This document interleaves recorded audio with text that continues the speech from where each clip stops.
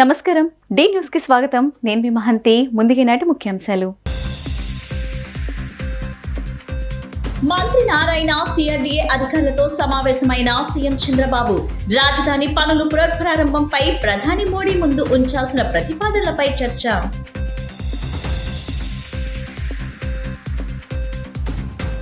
గాంధీనగర్ లో నూతనంగా నిర్మితమవుతున్న red cross society భవన నిర్మాణానికి శంకుస్థాపన చేసిన గవర్నర్ అబ్దుల్ నజీర్.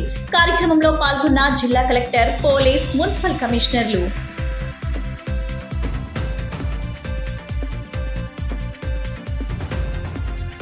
నేటి నుంచి ప్రారంభమైన శాసనసభ్యులు, శాసనమండలి సభ్యుల క్రీడా పోటీలు.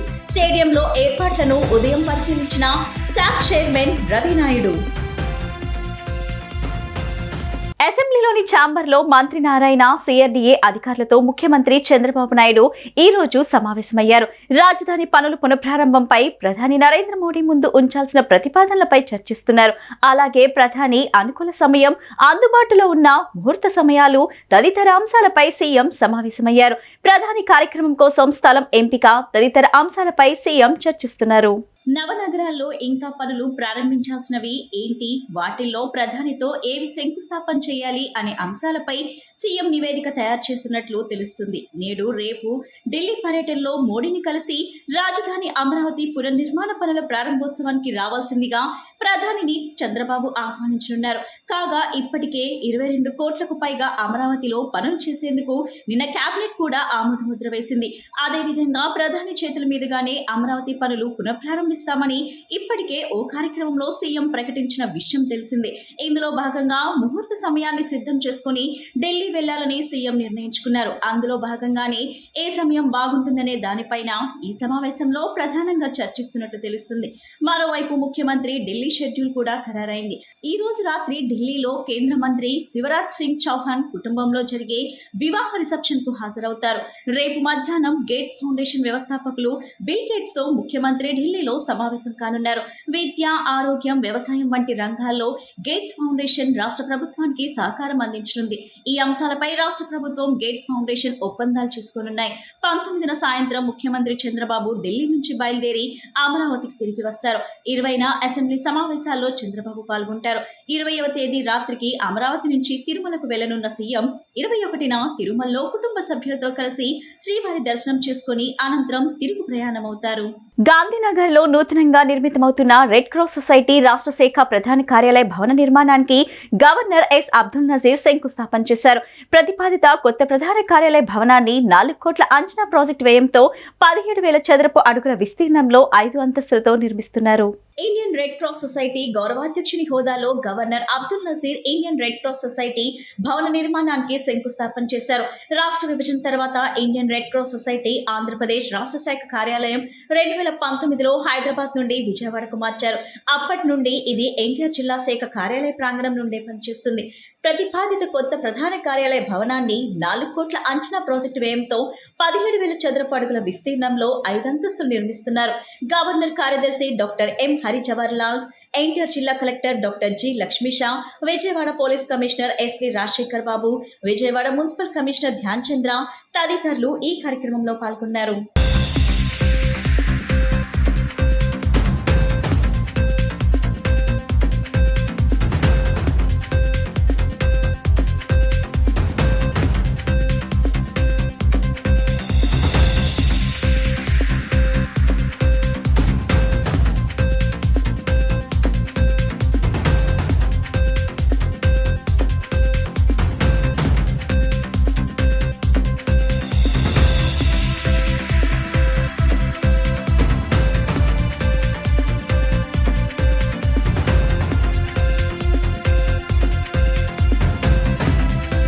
శాసనసభ్యులు, శాసనమండలి సభ్యుల క్రీడల పోటీలు ఈ నెల 18న ప్రారంభం కానున్నాయి. ఇందుకు సంబంధించి ఇందిరాగాంధీ స్టేడియం, దండమూడి రాజగోపాలరావు ఇండోర్ స్టేడియాల్లో అన్ని ఏర్పాట్లు చేస్తున్నారు.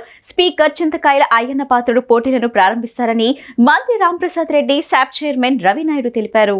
ఎమ్మెల్సీ పంచమర్తి అనురాధ ఇతర ఎమ్మెల్యేలతో కలిసి SAAP chairman Ravi Naidu Indira Gandhi municipal stadium Dandamudi Rajagopala Rao indoor స్టేడియంలో ఏర్పాట్లను పరిశీలించారు. అనంతరం ఈ ఉదయం క్రీడల శాఖ మంత్రి రామ్ ప్రసాద్ రెడ్డి శాప్ చైర్మన్ రవి నాయుడుతో కలిసి ఏర్పాట్లను పరిశీలించారు. ఈ సందర్భంగా వారు మాట్లాడుతూ 18వ తేదీ మధ్యాహ్నం 3 గంటలకు స్పీకర్ అయ్యన్న పాత్రుడు ఈ పోటీలను ప్రారంభిస్తారని తెలిపారు. 9 విభాగాల్లో జరిగే ఈ పోటీల్లో పాల్గొనేందుకు వయసుతో నిమిత్తం లేకుండా ఎమ్మెల్యేలు ఎమ్మెల్సీలంతా ఉత్సాహం ప్రదర్శిస్తున్నారని తెలిపారు. మహిళా ప్రజాప్రతినిధులు సైతం పాల్గొంటున్నారని, సీఎం చంద్రబాబు కూడా ఆటలో పాల్గొనే అవకాశం ఉందని వివరించారు. విజేతలకు చంద్రబాబు బహుమతులు అందజేస్తారని వారు వివరించారు. క్రీడా సాంస్కృతిక రంగాలను అభివృద్ధి పరిచేందుకు తమ ప్రభుత్వం కృషి చేసిందన్నారు. గత ప్రభుత్వం క్రీడలను నిర్లక్ష్యం చేసిందని విమర్శించారు. అందరికీ నమస్కారం. ఈరోజు 18, 19, 20 ఆంధ్రప్రదేశ్ శాసనసభ శాసన మండలి సభ్యులు, గౌరవ ముఖ్యమంత్రి చంద్రబాబు నాయుడు గారు, అలాగే గౌరవనీయులు స్పీకర్ అయ్యన్న పాత్రుడు గారు, అలాగే మండలి స్పీకర్, డిప్యూటీ స్పీకర్, అందరము ఎమ్మెల్యేలు, మంత్రులు అందరూ కలిసి ఇక్కడ ఇందిరాగాంధీ ప్రాంగణంలో శాసనసభ శాసన మండలి క్రీడా పోటీలు జరుగుతూ ఉంది. దీనికి ఇక్కడ మా గౌరవ శాప్ చైర్మన్ రవినాయుడు గారు మేము కలిసి ఇక్కడ దిగ్విజయంగా అరేంజ్మెంట్ చేయడం జరిగింది. గత 5 సంవత్సరాల్లో క్రీడాలోకాన్ని పక్కన పెట్టేసి ఎక్కడ ఏ విధమైన క్రీడలు జరపకుండా ఆ ప్రభుత్వం ఉంటే, ముఖ్యంగా ఈ ప్రభుత్వం ఏర్పాటైన తర్వాత శాసనసభ్యులకు కూడా ఇక్కడ క్రీడా పోటీలు నిర్వహించి రాష్ట్రంలో ఉన్న క్రీడాకారులందరినీ ప్రోత్సహించే విధంగా ఇలాంటి కార్యక్రమాలు చేపట్టడం జరుగుతూ ఉంది. దానిలో ముఖ్యంగా ఈ 3 దినాలు ఇక్కడ శాసనసభ్యులు ఎవరైతే ఉన్నారో శాసన మండలి సభ్యులు ఇక్కడ క్రీడా పోటీలు వివిధ విభాగాలు సుమారు 9 విభాగాల్లో ఇక్కడ పోటీ పడడం జరుగుతుంది. 20వ తారీఖున గౌరవ ముఖ్యమంత్రి గారు ఫైనల్లో అటెండ్ అవుతారు. అక్కడ బహుమతుల ప్రదానం కూడా జరుగుతుంది. ముఖ్యంగా మేము ఒకటే చెప్తాం, మొట్టమొదటిగా శాసనాలు చేసే శాసనసభ్యులు, శాసన మండలి సభ్యులు కూడా ఈ క్రీడలను ప్రోత్సహిస్తే రేపు తమ నియోజకవర్గాల్లోనైతేనే తమ ప్రాంతాల్లో కూడా క్రీడాలోకం ముందుకెళ్లే విధంగా చర్యలు తీసుకోవడం జరుగుతుంది. కాబట్టి తప్పకుండా ఈ కార్యక్రమాన్ని విజయవంతం చేయవలసిందిగా అందరు శాసనసభ్యులందరినీ కోరుకుంటున్నాం. అలాగే ఈ కార్యక్రమాన్ని ఎవరైతే దిగ్విజయంగా దీనికి తోడ్పాటు అందిస్తున్న మా శాప్ అధికారులకు, ఇక్కడ ఉన్న యంత్రాంగానికి ప్రతి ఒక్కరికి ధన్యవాదాలు తెలియజేసుకుంటున్నాం. కర్ణాటక లాగా ప్రభుత్వ కాంట్రాక్టుల్లో ఎస్సీ, ఎస్టీలకు 24%, ఓబీసీలకు 15% పనులు ఇవ్వాలని రాష్ట్ర ప్రభుత్వాన్ని మాజీ కేంద్ర మంత్రి చింతామోహన్ డిమాండ్ చేశారు. ఏపీ ప్రభుత్వ కేబినెట్ నిర్ణయాలు సామాన్యులకు ఇబ్బందికరంగా మారాయన్నారు. గాంధీనగర్ ప్రెస్ క్లబ్ నందు నిర్వహించిన మీడియా సమావేశంలో ఆయన మాట్లాడారు. దేశంలో మత విద్వేషాలు రెచ్చగొట్టేలా కొన్ని రాష్ట్ర ప్రభుత్వాల పాలనలు ఉన్నాయని, తమిళనాడులో స్టాలిన్ హిందీ భాషపై మాట్లాడిన మాటలే అందుకు నిదర్శనమని చెప్పారు. మహాత్మా గాంధీ ఆదర్శాల అమలుకు నోచుకోవటం లేదన్నారు. ఎస్సీ, ఎస్టీలు ఆర్థికంగా ఎదిగే పరిస్థితులు రాష్ట్రంలో లేవని, కర్ణాటక లాగా ఏపీ ప్రభుత్వ కాంట్రాక్టుల్లో ఎస్సీ, ఎస్టీలకు 24%, ఓబీసీలకు 15% పనులు ఇస్తేనే అది సాధ్యమని చెప్పారు. ఎస్సీ వర్గీకరణ గురించి సుప్రీంకోర్టులో న్యాయమూర్తులు మాట్లాడటం విడ్డూరమని, కోర్టుల్లో, బ్యాంకుల్లో వర్గీకరణ ప్రకారం న్యాయమూర్తులు ఉద్యోగాలు ఉన్నాయా అని ప్రశ్నించారు. పేదల అమాయకత్వాన్ని ఆసరాగా తీసుకొని చంద్రబాబు ప్రభుత్వం నిర్ణయాలు ఉంటుండటం బాధాకరమన్నారు. నమస్కారం. ఈరోజు విజయవాడ ప్రెస్ క్లబ్కు రావడానికి కారణం, మీ ముందు 3 అంశాలు మీ ముందు ఉంచేదానికి రావడం జరిగింది. ఒకటి వర్గీకరణ, నిన్న కేబినెట్ నిర్ణయం. రెండవది సనాతన ధర్మం, పవన్ కళ్యాణ్ పిఠాపురం. మూడవది ప్రైవేటీకరణ, ఉక్కు ఫ్యాక్టరీ, తిరుపతి విమానాశ్రయం. చాలా బాధపడుతున్నాను నేను. పేదవాళ్ళ అంటరాని వాళ్ళ అమాయకత్వాన్ని అండగా చూసుకొని బలహీన వర్గాలపైన బలమైనటువంటి వర్గాలు తీసుకున్నటువంటి నిర్ణయం నిన్న కేబినెట్ ఆంధ్రప్రదేశ్ నిర్ణయం. ఇది దేశానికి మంచిది కాదు. దేశ సమగ్రతకు చాలా చాలా చాలా నష్టం. అది ఈరోజు తెలియదు, అది రాబోయే కొన్ని సంవత్సరాల్లో తెలుస్తుంది దాని ప్రభావం. మధ్యకాలంలో మతాలపైన చిచ్చు. మన దేశంలో ఎన్నో మతాలు ఉన్నాయి. ఈ గత 10 సంవత్సరాల్లో మతాల మధ్య చిచ్చు స్పష్టంగా కనిపిస్తూ ఉంది. నిన్న మొన్న తీసుకున్నటువంటి నిర్ణయాలు కులాల మధ్య చిచ్చు. దోమల సమస్య అధికంగా ఉందని, దోమల సమస్యతో ప్రజలు అల్లాడిపోతున్నారని, జబ్బుల బారిన పడుతున్నారని సిపిఎం నాయకులు దోనేపూడి కాశీనాథ్ అన్నారు. ప్రజలు తీవ్రమైన ఇబ్బందులను ఎదుర్కొంటున్నారని, దోమలను నివారించడంలో నగరపాలక సంస్థ ఎందుకు వైఫల్యం చెందుతుందని ప్రశ్నించారు. రణదీవ్ నగర్, సుబ్రాయ్ నగర్లో కలుషిత నీటితో ప్రజలు ఇబ్బందులు పడుతున్నారని, కృష్ణానది పక్కనే ఉన్న స్వచ్ఛమైన తాగునీరు లభించడం లేదన్నారు. సమస్యలు పరిష్కరించకపోతే కార్పొరేషన్ను ముట్టడిస్తామని హెచ్చరించారు. కృష్ణలంక సత్యంగారి హోటల్ రోడ్ సుందరయ్య గ్రంథాలయం సమీపంలో 108, 106 సచివాలయం ఎదుట సిపిఎం ఆధ్వర్యంలో ప్రజల సమస్యలను పరిష్కరించాలని కోరుతూ నిరసన కార్యక్రమం నిర్వహించారు. నిరసన కార్యక్రమంలో పాల్గొన్న సిపిఎం నాయకులు దోనేపూడి కాశీనాథ్, కృష్ణ మాట్లాడుతూ దోమల సమస్య అధికంగా ఉందని, ప్రజలు అల్లాడిపోతున్నారని, నెలకు 400 రూపాయలు ఖర్చు పెట్టాల్సి వస్తుందని చెప్పారు. దోమల వల్ల ప్రజలు జబ్బుల బారిన పడుతున్నారని తెలిపారు. దోమలను నివారించడంలో నగరపాలక సంస్థ విఫలమైందని అన్నారు. రిటైనింగ్ వాల్ నిర్మించి దానికి ఆనుకుని అవుట్ఫాల్ డ్రైన్ నిర్మించడం విస్మరించారన్నారు. అవుట్ఫాల్ డ్రైన్ నిర్మించకపోవడం వల్ల మురుగునీరు నిల్వ ఉండి దోమలు వ్యాప్తి చెందుతున్నాయని తెలిపారు. అవుట్ఫాల్ డ్రైన్ నిర్మాణం చేయాలని ధర్నాలు నిర్వహించాం. స్పందనలో వినతి పత్రాలు అందజేసిన అధికారుల నుంచి ఎటువంటి స్పందన లేదన్నారు. అవుట్ఫాల్ డ్రైన్ నిర్మాణానికి ఎందుకు చర్యలు తీసుకోలేదన్నారు. రణదీవ్ నగర్, సుబ్రాయ్ నగర్ లో కలుషిత నీటితో ప్రజలు ఇబ్బందులు పడుతున్నారని, కృష్ణానది పక్కనే ఉన్న స్వచ్ఛమైన తాగునీరు లభించడం లేదన్నారు. సమస్యలు పరిష్కరించకపోతే కార్పొరేషన్ ను ముట్టడిస్తామని హెచ్చరించారు. సిపిఎం ఆధ్వర్యంలో నిర్వహించినటువంటి ప్రజా చైతన్య సదస్సులో, ప్రజా చైతన్య యాత్రలో ప్రజానీకం అనేక సమస్యలు ఈ దళాల దృష్టికి తీసుకొస్తూ ఉన్నారు. ముఖ్యంగా 21వ డివిజన్కి సంబంధించి ప్రధానమైనటువంటి సమస్యలు 4 అయితే అందుట్లో అతి ముఖ్యమైనటువంటి సమస్య దోమల సమస్య. అల్లాడిపోయేటువంటి పరిస్థితి. నెలకి 400 రూపాయలు ఒక్కొక్క కుటుంబం ఖర్చు పెట్టుకోవాల్సినటువంటి పరిస్థితులు ఏర్పడతా ఉన్నాయి. అంటే నెలకి 400 రూపాయలు అదనంగా అవుతూ ఉన్నటువంటి ఖర్చుకి తోడు పెట్టుకోవాల్సినటువంటి పరిస్థితి రావడం అంటే గత 25 ఏళ్ల క్రితం ఏనాడు కూడా ఇంత దోమ లేదు. జనం చెప్తా ఉన్నారు, ఎప్పుడు మేము ఈ 25 ఏళ్లలో ఇంత దోమ మేము చూడలేదని చెప్పనండి. విషజ్వరాలు వ్యాప్తి చెందుతూ ఉన్నాయి. మలేరియా, డెంగ్యూ లాంటి జబ్బులు వస్తూ ఉన్నాయి. ఎందుకని దోమలు నివారించడంలో కార్పొరేషన్ ఫెయిల్ అవుతూ ఉంది, ప్రభుత్వాలు ఫెయిల్ అవుతూ ఉన్నాయని చెప్పనేటువంటి అడుగుతూ ఉన్నాం. ప్రజలు తీవ్రమైనటువంటి ఇబ్బందులు ఎదుర్కొంటూ ఉన్నారు. ఇది కాక రణదీవ్ నగర్కి సంబంధించినటువంటి ప్రాంతంలో ఏ రోజు కూడా ఒక్క దోమ కూడా రాత్రిపూట సంచరించే అవకాశం ఉండుండేది కాదు. కానీ ఈరోజు చూస్తే రణదీవ్ నగర్కి కూడా దోమలు వ్యాప్తి చెందడం అని చెప్పనేటువంటిది చూసినట్లయితే ఇంతకంటే దారుణమైనటువంటి విషయం ఇంకొకటి ఉందా అని చెప్పనని అడుగుతూ ఉన్నారు. యాత్ర గత వారం రోజుల పాటు మొత్తం తూర్పు నియోజకవర్గంలో నిర్వహించడం జరిగింది. దానిలో భాగంగా 21వ డివిజన్లో వచ్చినటువంటి సమస్యల్ని ప్రభుత్వం దృష్టికి, అధికారుల దృష్టికి తీసుకెళ్లాలనేటువంటి ఉద్దేశంతో సచివాలయాల దగ్గర ధర్నా కార్యక్రమం, వినతి పత్రాలు ఇస్తూ ఉన్నాం. డివిజన్ మొత్తం మీద డ్రైనేజీ ఎక్కడికక్కడ మ్యాన్ హోల్స్ పొంగి పొర్లుతూ ఉన్నాయి.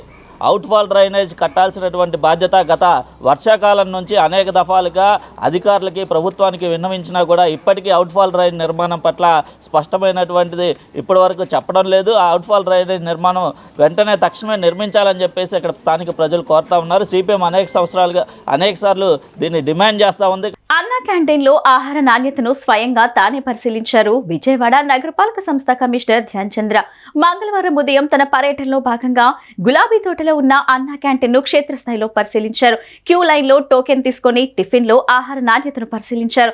అన్నా క్యాంటీన్లో ఆహారం తీసుకుంటున్న ప్రజలతో కలిసి టిఫిన్ చేస్తూ అక్కడున్న వసతులు బాగున్నాయా, టోకెన్లు అందరికీ అందుతున్నాయా, సరైన సమయానికి అన్నా క్యాంటీన్ తెలుస్తున్నారా, పరిశుభ్రత ఎలా ఉంది వంటి విషయాలు అడిగి తెలుసుకున్నారు. ఈ పర్యటనలో కమిషనర్ తో పాటు అసిస్టెంట్ కలెక్టర్ శుభం నోక్వాల్ సిబ్బంది పాల్గొన్నారు.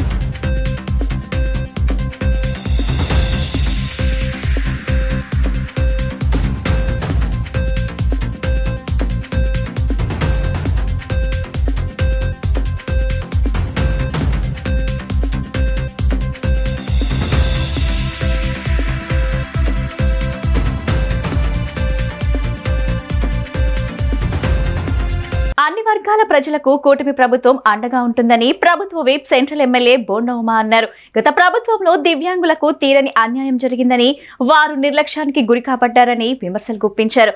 కూటమి ప్రభుత్వం అధికారంలోకి రాగానే దివ్యాంగుల సమస్యలను నెరవేర్చే దిశగా కృషి చేస్తున్నామని తెలిపారు. సెంట్రల్ నియోజకవర్గం తెలుగుదేశం పార్టీ కార్యాలయం నందు విభిన్న ప్రతిభావంతులకు ట్రైసైకిల్స్ మరియు వినికిడి యంత్రాల పంపిణీ కార్యక్రమం జరిగింది. ఈ కార్యక్రమంలో ప్రభుత్వ వైప్ సెంట్రల్ నియోజకవర్గం శాసనసభ్యులు బోండా ఉమామహేశ్వరరావు పాల్గొని దివ్యాంగులకు ట్రైసైకిల్స్, వినికిడి యంత్రాలను అందించారు. ఈ సందర్భంగా ఆయన మాట్లాడుతూ, గత ప్రభుత్వంలో దివ్యాంగులకు తీరని అన్యాయం జరిగిందని, వారు నిర్లక్ష్యానికి గురి కాబడ్డారని అన్నారు. తెలుగుదేశం ప్రభుత్వం ప్రతిపక్షంలో ఉండగా మందకృష్ణమాదిగా దివ్యాంగుల సమస్యలను చంద్రబాబు దృష్టికి తీసుకువచ్చారని, కూటమి ప్రభుత్వం అధికారంలోకి రాగానే దివ్యాంగుల సమస్యలను నెరవేర్చే దిశగా కృషి చేస్తున్నామని తెలిపారు. దేశ చరిత్రలో ఎక్కడా లేని విధంగా దివ్యాంగుల పెన్షన్ 3,000 రూపాయల నుండి 6,000 రూపాయలకు పెంచడం జరిగిందన్నారు. గతంలో ట్రైసైకిల్స్ వాడుతూ దివ్యాంగులు అనేక ఇబ్బందులు పడేవారని, అధునాతన కాలంలో అత్యాధునిక ట్రైసైకిల్స్ ను కూటమి ప్రభుత్వం అందించడం జరిగిందని తెలిపారు. సుమారుగా 60,000 రూపాయలు విలువ చేసే బ్యాటరీ ఛార్జ్ ట్రైసైకిల్స్ ను ఉచితంగా అందజేసినట్లు తెలిపారు. సెంట్రల్ నియోజకవర్గంలో ఏ సమస్య వచ్చినా తాము అండగా ఉంటామని, ఎమ్మెల్యే కార్యాలయం అండగా ఉంటుందని హామీ ఇచ్చారు. ఎన్నో సంవత్సరాలుగా నిర్లక్ష్యానికి గురి కాబడినటువంటి వర్గం దివ్యాంగ వర్గం. ఏదైతే మా దివ్యాంగ సోదర సోదరీమణులు చాలా ఇబ్బందులు గతంలో ఎదుర్కొన్నారు. తెలుగుదేశం ప్రభుత్వం అధికారంలో రాగానే ఆ రోజు ఈ దివ్యాంగ సోదరుల కోసం ఎంఆర్పిఎస్ నాయకుడు మందా కృష్ణమాదిక్ గారు ఆయన అనేకమైనటువంటి సమస్యలు ప్రభుత్వం దృష్టికి తీసుకొచ్చాడు. ఆ రోజు ప్రతిపక్ష నాయకుడిగా చంద్రబాబు నాయుడు గారి దగ్గరికి మందా కృష్ణమాదికి వెళ్ళి, మీరు అధికారంలోకి వచ్చినాక దివ్యాంగ సోదరులకి న్యాయం చేయండి అని చెప్పారు, అడిగారు. దానికి మాట ఇచ్చాం, మేనిఫెస్టోలో పెట్టాం. 3,000 రూపాయలు ఇచ్చే పింఛన్ని దేశ చరిత్రలో ఎక్కడా లేనటువంటి విధంగా 6,000 రూపాయలు ఇచ్చాం. 6,000 రూపాయలు కూడా మేము అధికారంలోకి వచ్చినటువంటి మరుసటి రోజు నుంచే వాళ్ళకి పింఛను పెంచడం వల్ల ఇవాళ దివ్యాంగ సోదర సోదరీమణులు ఒక ఆత్మవిశ్వాసంతో, ఎందుకంటే దేవుడు వాళ్ళకి అంగవైకల్యం ఇచ్చినా ఇవాళ ఈ ప్రభుత్వం ఆదుకుంది అనే ఒక నమ్మకం దొరికింది. ఇవాళ ఇప్పుడు ఇంతకుముందు ట్రైసైకిల్స్ ఉండేవి, చేతులతో వాళ్ళు ఆ ఫెడలింగ్ చేసేవాళ్ళు ముందుకెళ్ళాలంటే. దానివల్ల అనేకమైన ఇబ్బందులు. చాలామంది అంటే ఏదన్నా అర్జెంటు పని నుండి బయటకు వెళ్ళాలన్నా, ఏదైనా సరుకులు కొనుక్కోవాలన్నా ఆ ట్రైసైకిల్ మీద ఇబ్బంది పడేవాళ్ళు. ఇవాళ టెక్నాలజీ మారింది, అత్యాధునికమైన టెక్నాలజీ వచ్చింది. బ్యాటరీ ఛార్జ్డ్ ట్రైసైకిల్ని పెట్టాం. 60,000 రూపాయలు ఖరీదు చేసే ఈ సైకిల్ని మా దివ్యాంగ సోదర సోదరీమణుల కోసం వాళ్ళు ఉచితంగా ప్రభుత్వం ఇస్తూ ఉంది. నమస్కారం అండి. నా పేరు కాత్యాయని. బొమ్మగారు నాయకత్వంలో మాకు ఎక్కడికి వెళ్ళలేనటువంటి పరిస్థితిలో మాకు బళ్ళు ఇచ్చి ఎంతగానో సహాయపడ్డారు. ఆయన నాయకత్వం ఎంతగానో వర్ధిల్లాలని మేము ప్రజల తరఫున నేను మరీ వేడుకుంటున్నానండి. ఆయన చేసినటువంటి సహాయం మరవలేంది. నా పేరు కిషోర్ కుమార్ అండి. నాకు హ్యాండిక్యాప్ నేను. నాకు ఎప్పుడు ట్రైసైకిల్ ఇచ్చేవారు, ఈసారి బ్యాటరీ బళ్ళు ఇచ్చి ఎలక్ట్రికల్ బళ్ళు ఇచ్చారండి. చాలా ఆదుకున్నారు బోండా ఉమా గారు. ఆయన చాలా రుణపడి ఉంటానండి. చాలా కృతజ్ఞత తెలుపుతున్నాను. అసెంబ్లీ జరుగుతున్న నేపథ్యంలో రాష్ట్ర వ్యాప్తంగా డప్పు కళాకారుల సమస్యలు తెలిపేందుకు ధర్నా చేపట్టామని ఆంధ్రప్రదేశ్ డప్పు కళాకారుల సంఘం రాష్ట్ర అధ్యక్షుడు ఆనంద్ బాబు తెలిపారు. రాష్ట్రంలోని అన్ని జిల్లాల్లో డప్పు శిక్షణ కేంద్రాలు ఏర్పాటు చేయాలని డిమాండ్ చేశారు. తమ సమస్యల పరిష్కారం కొరకు ధర్నా చౌక్ లో డప్పు కళాకారులు పెద్ద ఎత్తున ధర్నా చేపట్టారు. ఈ సందర్భంగా డప్పు కళాకారుల సంఘం నాయకులు మాట్లాడుతూ, సర్వే పేరుతో తొలగింపులు లేకుండా అర్హులైన వారందరికీ పెన్షన్ ఇవ్వాలన్నారు. డప్పు కళాకారులందరికీ గుర్తింపు కార్డులు మంజూరు చేయాలన్నారు. ప్రభుత్వ పథకాల ప్రచారంలో భాగస్వామ్యం చేయాలన్నారు. పెన్షన్ ను 7,000 రూపాయలు పెంచి వయసుని 45 సంవత్సరాలకు తగ్గించాలన్నారు. డప్పు, డ్రెస్, గజ్జెలు ఇచ్చి డప్పు పండుగ నిర్వహించాలని డిమాండ్ చేశారు. రాష్ట్రంలోని అన్ని జిల్లాల్లో డప్పు శిక్షణా కేంద్రాలు ఏర్పాటు చేయాలని, డప్పు కళాకారుల సమస్యలపై రాష్ట్ర ప్రభుత్వం చర్చించాలని కోరారు. ఈరోజు నా పేరు ఎండి ఆనంద్ బాబు, ఆంధ్రప్రదేశ్ డప్పు కళాకారుల సంఘం రాష్ట్ర అధ్యక్షుడిని. ఈరోజు రాష్ట్ర వ్యాప్తంగా ఉన్న డప్పు కళాకారుల సమస్యలు పరిష్కరించాలి అని చెప్పి విజయవాడ కేంద్రంగా ఆందోళన నిర్వహిస్తూ ఉన్నాం. మా ఆందోళన ప్రధాన ఉద్దేశం, ఈరోజు రాష్ట్ర ప్రభుత్వం అధికారంలోకి వచ్చిన వెంటనే సామాజిక పెన్షన్లలో 1,50,000 పెన్షన్లు తీసేస్తామని చెప్పేసి ప్రకటించింది. మొత్తం గ్రామీణ ప్రాంతాల్లో చూస్తే ఇప్పటికే సర్వేల పేరుతో మొదలుపెట్టారు. మరి ఎవరు పెన్షన్లు తీసేస్తున్నారు అంటే నోరు లేని వాళ్ళు, అడగలేని వాళ్ళు, ఇప్పటికే అంటరాంతరానికి గురవుతున్నటువంటి వాళ్ళు, నిరుపేదలుగా ఉన్నటువంటి డప్పు కళాపకారుల పైన పడ్డారు. మీరు సర్టిఫికేట్ ఇవ్వండి అని చెప్పేసి చెప్తా ఉన్నారు. ఎవరిచ్చారండి మాకు సర్టిఫికేట్ మీకు చూపించడానికి? ఏ ప్రభుత్వం మాకు సర్టిఫికేట్ ఇచ్చింది? ప్రభుత్వాలేమో సర్టిఫికేట్లు ఇవ్వవు, కానీ మీరు సర్టిఫికేట్ తీసుకొచ్చి చూపించండి అని చెప్పేసి అడుగుతూ ఉన్నారు. కాబట్టి ఇలాంటి ప్రయత్నాలు మీరు చేయకండి. డప్పు కళాకారులు ఎవరైతే అర్హులుగా ఉన్నటువంటి వాళ్ళు ఉన్నారో ఆ డప్పు కళాకారుల పెన్షన్లను కొనసాగించాలని చెప్పేసి మేము డిమాండ్ చేస్తూ ఉన్నాం. నా పేరు గుండిమేడ క్రాంతి కుమార్, డప్పు కళాకారుల సంఘం రాష్ట్ర ప్రధాన కార్యదర్శిని. ప్రభుత్వాలు మారుతున్నాయి కానీ డప్పు కళాకారుల బతుకులు మారట్లా. గత టీడీపీ ప్రభుత్వంలోనే సర్వే చేసి 2018 సంవత్సరంలో డప్పు కళాకారులందరికీ పెన్షన్ ఇవ్వడం ప్రారంభించారు. డప్పు కళాకారులకు ఏదైతే ప్రభుత్వం దగ్గర అధికారికంగా డప్పు కళాకారులు ఎంతమంది ఉన్నారు ఏంటనేది అధికారికంగా లెక్కలు ఉన్నాయి. కానీ తర్వాత వచ్చిన వైసీపీ ప్రభుత్వం కూడా నవశకం లబ్ధిదారులు సర్వే చేసి పెన్షన్లు ఇచ్చింది. కానీ ఇప్పుడు కొత్తగా డప్పు కళాకారులకి, చర్మకారులకి ఇలా అందరికీ పెన్షన్ల తొలగింపు పేరుతో, సర్వే పేరుతో సచివాలయాలకు పిలిపించి సచివాలయాల దగ్గర డప్పు కొట్టి చూపించమంటూ కించపరిచే విధంగా వ్యవహరించడం, అదే క్రమంలో పెన్షన్ల తొలగింపు ప్రక్రియ ప్రారంభించారు. ఈ కృష్ణా జిల్లాలోనే కంచిచర్ల మండలంలో దరిదాపుగా 600 మంది పెన్షన్లకి తొలగించేదానికి నోటీసులు ఇవ్వడం జరిగింది. కాబట్టి ప్రభుత్వాన్ని వెంటనే డిమాండ్ చేస్తున్నాం, వెంటనే ఎట్లాంటి నోటీసులు ఉపసంహరించుకోవాలి. కేబినెట్ సమావేశంలో ఎస్సీ వర్గీకరణపై చర్చ చేసి ఆమోదించినందుకు చంద్రబాబుకు మాదిగ రిజర్వేషన్ పోరాట సమితి ప్రతినిధులు మానికొండ శ్రీధర్, బ్రహ్మయ్య మాదిగ ధన్యవాదాలు తెలిపారు. జనాభా తామాషా ప్రకారం వర్గీకరణకు ముందుకు రావడం హర్షణీయమన్నారు. గతంలో తాము చేసిన ఉద్యమం కారణంగా ఎంఆర్పీఎస్ నాయకులపై పెట్టిన కేసులు ఎత్తివేయాలని కోరారు. గాంధీనగర్ ప్రెస్ క్లబ్ నందు మాదిగ రిజర్వేషన్ పోరాట సమితి ఆధ్వర్యంలో మీడియా సమావేశం నిర్వహించారు. ఈ సందర్భంగా మాదిగ రిజర్వేషన్ పోరాట సమితి ప్రతినిధులు మానికొండ శ్రీధర్, బ్రహ్మయ్య మాదిగ మీడియాతో మాట్లాడుతూ కేబినెట్ సమావేశంలో ఎస్సీ వర్గీకరణపై చర్చ చేసి ఆమోదించినందుకు చంద్రబాబుకు తమ కృతజ్ఞతలు తెలిపారు. 1996లో రామచంద్ర కమిషన్ను ఏర్పాటు చేసి ఎస్సీ వర్గీకరణ చేసింది చంద్రబాబునే అని గుర్తు చేశారు. ఆనాడు ఈనాడు వర్గీకరణ విషయంలో సీఎంగా చంద్రబాబు ఉండటం తమ అదృష్టమన్నారు. ఎస్సీ రిజర్వేషన్లను ఏబిసిడీలుగా వర్గీకరించాలని ఎంఆర్పీఎస్ ఉద్యమం మొదలైందన్నారు. మాదిగ జాతి ఎన్నో పోరాటాలతో ఆత్మ బలిదానం కూడా చేసిందన్నారు. ఉమ్మడి 13 జిల్లాల్లో కమిషన్ పర్యటించి ఎస్సీలపై అధ్యయనం చేసిందని, అసమానతను తొలగించేందుకు ఎస్సీ వర్గీకరణకు అనుకూలంగా నివేదిక ఇచ్చిందన్నారు. జనాభా తామాషా ప్రకారం వర్గీకరణకు ముందుకు వచ్చారని, జిల్లా యూనిట్ గా తీసుకోవాలని ఎమ్మెల్యేలు అభిప్రాయం వ్యక్తం చేస్తున్నట్లు తెలిసిందన్నారు. కొంతమంది చంద్రబాబు ఆలోచనలు చెడగొట్టే విధంగా చేస్తున్నారని, రాష్ట్ర యూనిట్ గా జనాభా తామాషా ప్రకారమే ఎస్సీ వర్గీకరణ చేయాలని అన్నారు. తమ ఉద్యమం కారణంగా ఎంఆర్పీఎస్ నాయకులపై పెట్టిన కేసులు ఎత్తివేయాలని డిమాండ్ చేశారు.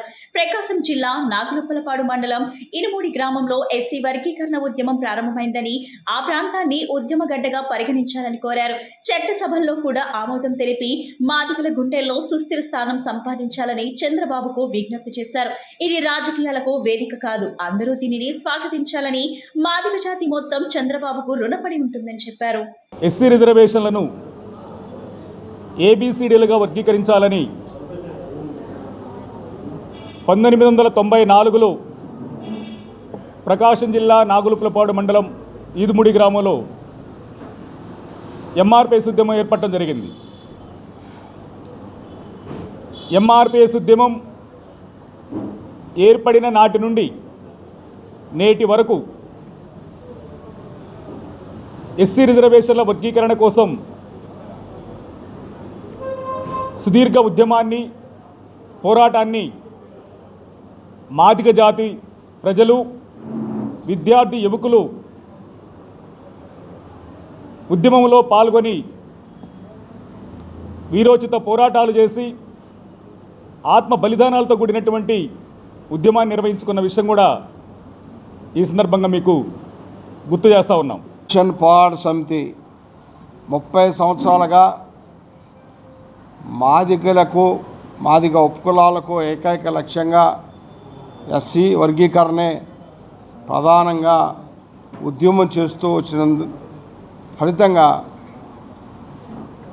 ఈరోజు రాష్ట్ర ముఖ్యమంత్రి వర్యులు నారా చంద్రబాబు నాయుడు గారు నిన్న అసెంబ్లీ మరియు క్యాబినెట్లో కూడా వర్గీకరణ విషయంలో రాష్ట్ర యూనిట్గా చేయటానికి తీర్మానం జరిగింది. ఏకసభ్య కమిషన్ రాజీవ్ రంజన్ మిశ్రా రాష్ట్ర వ్యాప్తంగా 13 జిల్లాలు తిరిగిన సమయంలో ఉసురుపాటి బ్రహ్మయ్య గారి నాయకత్వంలో మేము ప్రతి జిల్లాలో కూడా జిల్లా యూనిట్లు అనుకున్నటువంటి ప్రభుత్వం యొక్క ఆలోచనను కట్టగాదు. విశాఖ డైరీ అవినీతి అక్రమాలపై జరుగుతున్న విచారణ త్వరితగతిన పూర్తి చేయాలని ఆంధ్రప్రదేశ్ పాల రైతు సంఘం రాష్ట్ర అధ్యక్షుడు బుద్ధరాజు రాంబాబు ప్రభుత్వాన్ని డిమాండ్ చేశారు. పాల రైతులకు తగ్గించిన ధర విషయంలో హౌస్ కమిటీ విచారణను వేగవంతం చేసి రైతులకు న్యాయం చేయాలని విజ్ఞప్తి చేశారు. బంగ్లా రోడ్లో ఏర్పాటు చేసిన విలేకరుల సమావేశంలో ఆయన మాట్లాడుతూ డైరీ పాలకవర్గం అవినీతి కప్పిపుచ్చుకోవడానికి పార్టీలు మారుతూ ఇప్పుడు బీజేపీ పంచన చేరిందని ఆరోపించారు. ఒక పక్క అన్ని ధరలు పెరుగుతుంటే పాల రైతులకు పాల కొనుగోలు ధర తగ్గించి డైరీ యాజమాన్యం పాల ఉత్పత్తిదారులకు ద్రోహం చేసిందన్నారు. రైతులకు ఇచ్చే బోనస్, దానా, ఇతర ప్రోత్సాహకాలన్నీ కోత పెడుతున్నారన్నారు. డైరీ సహకార రంగం నుంచి కంపెనీ చట్టంలోకి మార్చి వచ్చిన లాభాలను, డైరీ ఆస్తులను పాలకవర్గం తన సొంత ఆస్తుల కింద మార్చుకుంటూ దోపిడీ చేస్తున్నారన్నారు. వెంటనే రాష్ట్ర ప్రభుత్వం విచారణ పూర్తి చేయించి అవినీతిపై చర్యలు తీసుకొని అన్యక్రాంతమైన డైరీ ఆస్తులను వెనక్కి తీసుకొని పాల రైతులని విశాఖ డైరీని కాపాడాలన్నారు. కంచుమాటి అజయ్ కుమార్, పాల రైతు సంఘం రాష్ట్ర ప్రధాన కార్యదర్శి. ఈరోజు గ్రామీణ ప్రాంతంలో 60% మంది వ్యవసాయ రంగమే ఆధారపడుతూ జీవిస్తున్నారు. ఇందులో పాడి, పంట ఈ 2 సమపాలనలో ఉండటం వల్ల 2000 సంవత్సరం ముందు వరకు, అంటే 20 సంవత్సరాల ముందు వరకు కూడా వ్యవసాయ రంగం మీద ఆధారపడే ప్రతి ఒక్కరు కూడా లాభాల్లో ఉన్నారు. 2000 సంవత్సరం తర్వాత పాడి పరిశ్రమ పూర్తిగా దెబ్బతిన్నది. ఈ రాష్ట్రంలో 16 సహకార రంగాలు ఉంటే ఆ సహకార రంగాల ద్వారానే గ్రామీణ ప్రాంతాల్లో ఉన్న కుటుంబాల్లో కుటుంబ ఖర్చుల నిమిత్తం, కుటుంబం చదువులకు కానీ, పిల్లల చదువులకు కానీ, వాళ్ళ అవసరాల రీత్యా ఉపయోగపడే విధంగా పాడి పరిశ్రమ ఉండేది. సహకార రంగంలో నుంచి ఇవాళ 2000 సంవత్సరం తర్వాత కంపెనీ యాక్ట్కి మారటం, దాని ద్వారా వాళ్ళ వ్యక్తిగతంగా ఈ రోజుల ఆస్తులన్నీ కూడా. బుద్ధరాజు రాంబాబు, ఆంధ్రప్రదేశ్ పాల రైతుల సంఘం రాష్ట్ర అధ్యక్షులు. ఈరోజు విశాఖ డైరీ ఈ కాలంలో ఆవు పాలు ధర లీటర్కు 4 రూపాయలు తగ్గించారు. ఈరోజు ఒక పక్క అన్ని ధరలు పెరుగుతున్నా పాడి పశువుకు సంబంధించి వైద్యం కానీ, దానా కానీ, దానికి పోషణకు అవసరమైన అన్ని ధరలు ఫీడు పెరుగుతుంటే ఈరోజు పాల ధర పెంచమని రైతులు కోరుతుంటే తిరిగి ధర తగ్గించారు. రైతు సంఘం రాష్ట్ర కమిటీ సభ్యురాలని. ఇవాళ పాల రైతుల సమస్యలు ఏ విధంగా ఉన్నాయో మనకు తెలుస్తూ ఉన్నది. అలాగే దీంట్లో ఈ వ్యవసాయానికి అనుబంధంగా ఉన్నటువంటి పాల రైతు పరిశ్రమ ఏదైతే ఉందో దాంట్లో మహిళలు 80% మహిళలు దీని మీద ఆధారపడి జీవిస్తూ ఉన్నటువంటి పరిస్థితి. ఇవాళ వ్యవసాయ రంగం సంక్షోభంలో ఉన్నా కానీ మధ్యాహ్న భోజన పథకంలో పనిచేస్తున్న కార్మికులకు వేతనాలు చెల్లించాలని, మెనూ ఛార్జీలు పెంచాలని సిఐటియు మహిళా కార్యదర్శి రమాదేవి డిమాండ్ చేశారు. విద్యార్థులకు అమ్మల అన్నం పెట్టే కార్మికులకు ఎదుర్కొంటున్న సమస్యలు వెంటనే పరిష్కారం చేయాలని కోరారు. మధ్యాహ్న భోజన పథకంలో పలు సమస్యలపై సిఐటియు ఆధ్వర్యంలో విజయవాడ ధర్నా చౌక్ నందు పెద్ద ఎత్తున ధర్నా నిర్వహించారు. ఈ సందర్భంగా సిఐటియు మహిళా కార్యదర్శి రమాదేవి మాట్లాడుతూ ప్రభుత్వ పాఠశాలకు వచ్చే విద్యార్థుల సంఖ్యను పెంచడానికి, పిల్లలకు రుచికరమైన పౌష్టికాహారం అందించాలనే మంచి లక్ష్యాలతో దేశవ్యాప్తంగా అన్ని రాష్ట్రాల్లో, కేంద్రపాలిత ప్రాంతాలలో ప్రభుత్వ పాఠశాలలో మధ్యాహ్న భోజన పథకం అమలవుతుందన్నారు. మంచి లక్ష్యాలతో ప్రారంభించినటువంటి ఈ పథకాన్ని లక్ష్యాలకు తగ్గట్టుగా పటిష్టంగా అమలు జరగాలంటే కేంద్ర, రాష్ట్ర బడ్జెట్ లో ఈ పథకానికి బడ్జెట్ పెంచాలని కోరారు. గత 24 సంవత్సరాల నుండి మధ్యాహ్న భోజన పథకంలో 85,000 మంది కార్మికులు మన రాష్ట్రంలో పనిచేస్తున్నారని, ఈ పథకంలో పనిచేస్తున్న వారు అట్టడుగు వర్గాలకు చెందిన వారని గుర్తు చేశారు. అమ్మల స్కూల్ పిల్లలకు అన్నం పెట్టే అమ్మలు ఎదుర్కొంటున్న సమస్యలు వెంటనే పరిష్కారం చేయాలని కోరారు. ఎన్నికల సమయంలో కార్మికులకు ఇచ్చిన వాగ్దానాలను కూటమి ప్రభుత్వం అమలు చేయాలని, లేని పక్షంలో రాబోయే రోజుల్లో పెద్ద ఎత్తున ఉద్యమ కార్యాచరణకు శ్రీకారం చుడతామని హెచ్చరించారు. రమాదేవి, సిఐటియు అనుబంధ సంఘం ఆంధ్రప్రదేశ్ మధ్యాహ్న భోజన పథక కార్మికుల యూనియన్ రాష్ట్ర ప్రధాన కార్యదర్శి. ఈరోజు విజయవాడ అలంకార్ సెంటర్లో ఈ ధర్నా కార్యక్రమం నిర్వహిస్తున్నాం.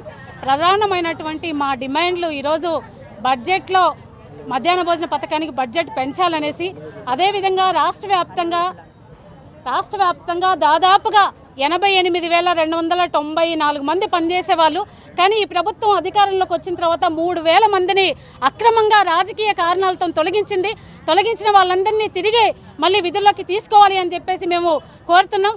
ఏ ప్రభుత్వం అధికారంలోకి వచ్చినా మధ్యాహ్న భోజన పథక కార్మికులతో వెట్టి చాకిరీ చేయిస్తుంది. వెట్టి చాకిరీ కాదు, కనీస వేతనం ఈరోజు రాష్ట్ర ప్రభుత్వం 10,000 రూపాయలైనా ఇవ్వాలి అని చెప్పేసి మేము ప్రభుత్వాన్ని కోరుతున్నాం. అంతేకాదు ధరలు విపరీతంగా పెరుగుతున్నటువంటి ధరలకు అనుగుణంగా మెనూ ఛార్జ్ పెంచాలి అనేసి, కనీసం స్కూల్ విద్యార్థులకి 20 రూపాయలు ఇవ్వాలనేసి, కాలేజీ విద్యార్థులకి 40 రూపాయలు ఇవ్వాలి అనేసి మేము అడుగుతున్నాం.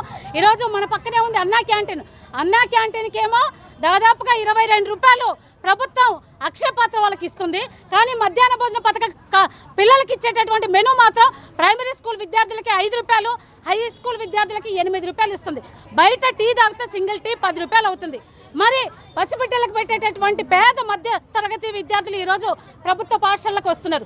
మరి అక్షయపాత్ర వాళ్ళకేమో 22 రూపాయలు ఇస్తూ పసిపిల్లలకి ఇచ్చేటటువంటిది ఏమో వేతనం కనీసం 10 రూపాయలు కూడా లేవు.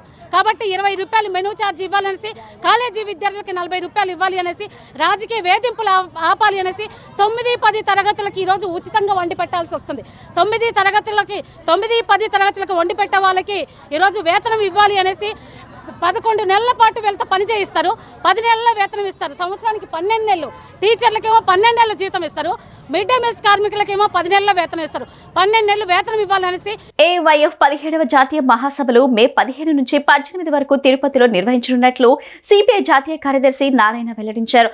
నగరంలోని గాంధీనగర్ ప్రెస్ క్లబ్ నందు నిర్వహించిన మీడియా సమావేశంలో సభలకు సంబంధించిన గోడపత్రికను ఆయన ఆవిష్కరించారు.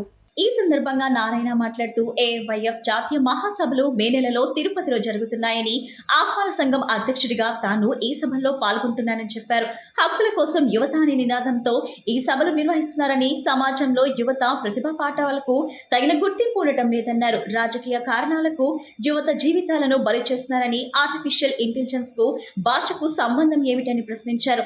ఏ భాష అయినా ప్రతిభ అనేది ముందు ముఖ్యమని, యువతను తప్పుదోవ పట్టించేలా డిప్యూటీ సీఎం పవన్ కళ్యాణ్ సనాతన ధర్మం కావాలంటున్నారని మండిపడ్డారు. రాజకీయ వ్యవస్థ ఫలితంగా సమాజంలో సాంస్కృతిక వ్యవస్థ మీద చదవబడింది. తర్వాత సెక్యులర్ వ్యవస్థ పైన ప్రమాదం వచ్చి పడతా ఉంది. ఈ దేశంలో అందరూ కలిసిమెలిసి ఉండాలనేటువంటి కోరిక, రాజ్యాంగ స్ఫూర్తి. అంబేద్కర్ కూడా రాజ్యాంగ నిర్మాతల్లో ఒకటిగా ఉంటూ ఆయన చెప్పింది ఏంటంటే, ఈ భారతదేశంలో ఏ మూలనా సరే ఎలాంటి చిన్న కమ్యూనిటీ ఉన్నా అందరికీ సమాన హక్కులు కావాలనిపిస్తుంది ఆయన కోరిక. అది కావాలన్నప్పుడు ఇప్పుడు ఈ సమాజంలో జరిగేటువంటి అనేక మార్పులు తిరోగమనం అయిపోయే ప్రమాదం వస్తూ ఉంది. ప్రపంచం అంతా ముందుకు పోతా ఉంది. ఇప్పుడు ఆర్టిఫిషియల్ ఇంటెలిజెన్స్ వచ్చి ఆటోమేటిక్గా మొత్తం భాషకు సంబంధం లేకుండా మనం చేసుకోవచ్చు. భాష పైన ఒక వివాదం సృష్టించి ఓటు దండుకోవాలని ప్రయత్నిస్తారు. కానీ ఆర్టిఫిషియల్ ఇంటెలిజెన్స్ ఉపయోగిస్తే ఏ భాషలో కావాలంటే ఆ భాషలో ట్రాన్స్లేట్ వచ్చేస్తూ ఉంది. అలాంటప్పుడు అవుట్డేటెడ్ విషయాలు, కాలం చెల్లిన విషయాల్ని మళ్ళా మస్తిష్కం పెట్టాలని ప్రయత్నిస్తున్నారు. ఒకవైపు సమాజం మారిపోతా ఉంది. ఇప్పుడు చంద్రమండలం పోయినటువంటి మహాన్ తల్లి రేపు ఇంటికి రాబోతా ఉంది. అంటే ఒకప్పుడు చంద్రమండలాన్ని ఏదో చూపించేవాళ్ళు. ఇప్పుడు అక్కడే ఉన్నటువంటి ఆమె వస్తూ ఉంది. ఆమె పేరు చావ్లానా, సునీత విలియమ్స్ వస్తూ ఉంది. ఇంత సైన్స్ డెవలప్ అయినా కూడా ఇప్పుడు యువకులను తప్పుదారి పట్టేసరికి సనాతన ధర్మం కావాలంటున్నారు. బొట్లు గిట్లు పెట్టుకొని. సనాతన ధర్మం అంటే అర్థం ఏంటి? ఫ్యూడల్ యుగంలో ఒక అరాచకమైనటువంటి సంస్కృతి. భర్త చనిపోతే భర్త చితిపైన భార్యని కూడా తగలబెట్టాలి. సజీవంగా ఉన్నప్పుడు తగలబెట్టాల్సింది. భర్త ఎంత ఎదవ పని చేసినా, తాగుబోతైనా, కొట్టినా, తిట్టినా అణుగి మణిగి భార్య ఉండాలి. తిరగబడితే అది పాపానికి పోతుంది. ఎన్టీఆర్ జిల్లాలో ఎండలు మండుతున్నాయి. రోజు రోజుకు ఉష్ణోగ్రతలు మరింత పెరుగుతున్నాయి. ఉదయం 8 గంటల నుంచే సూర్యుడు ప్రతాపం చూపిస్తున్నాడు. ఎండవేడి ఉక్కపోతా ఉండటంతో విజయవాడ వాసులు అల్లాడుతున్నారు. వడగాలులు వీస్తుండటంతో ప్రజలు ఉక్కిరిబిక్కిరవుతున్నారు. దీంతో ఇళ్ల నుంచి బయటకు రాలేని పరిస్థితి. విజయవాడలో 39 డిగ్రీల ఉష్ణోగ్రత నమోదైంది. 10వ తరగతి పరీక్షలు రాసిన విద్యార్థులు సైతం ఇబ్బంది పడ్డారు.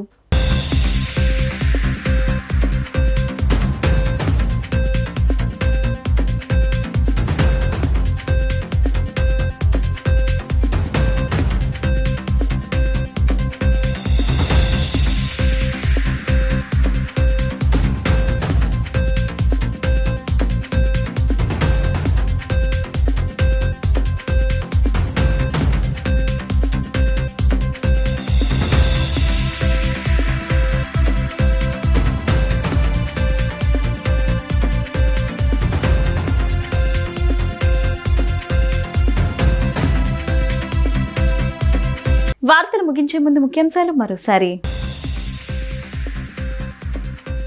మంత్రి నారాయణ సిఆర్డీఏ అధికారులతో సమావేశమైన సీఎం చంద్రబాబు. రాజధాని పనులు పునఃప్రారంభంపై ప్రధాని మోడీ ముందు ఉంచాల్సిన ప్రతిపాదనలపై చర్చ.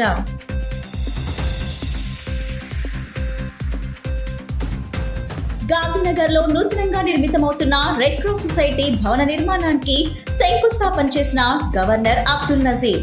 కార్యక్రమంలో పాల్గొన్న జిల్లా కలెక్టర్, పోలీస్, మున్సిపల్ కమిషనర్లు.